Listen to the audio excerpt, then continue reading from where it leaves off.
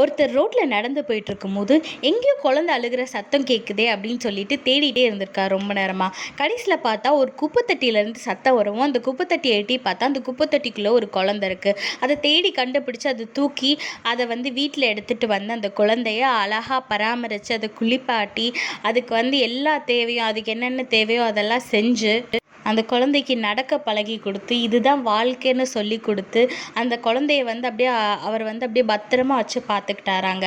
இதே மாதிரி தாங்க நம்மளோட வாழ்க்கையும் நம்ம அநேகரால் கைவிடப்பட்டு இருக்கும்போது யாருமே இல்லாமல் தனிமையாக தனித்து இருக்கும்போது பாவம் செஞ்சுட்டு பாவத்தோட வாழ்க்கையில் நம்ம மூழ்கி இருக்கும்போது தேவன் தான் நம்மளை கண்டுபிடிச்சு நம்மளை அந்த சேற்றிலிருந்து தூக்கி எடுத்து நம்மளை அழகாக கழுவி அவரை பரிசுத்தமாக்கி அவரோட கண்மணியை போல் அவர் நம்மளை பாதுகாத்துட்டு வராரு. உபாகமம் 32:10 பாருங்க, கண்டுபிடித்தார், நடத்தினார், உணர்த்தினார், தமது கண்மணியை போல காத்தருளினார்னு வேதத்தில் போட்டிருக்குங்க.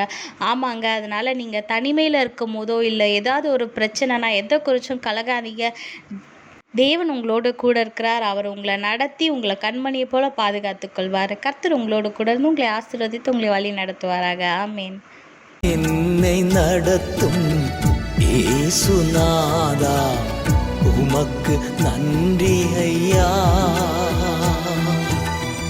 எனக்குள் வாழும் எந்த நேசா, உமக்கு நன்றி ஐயா.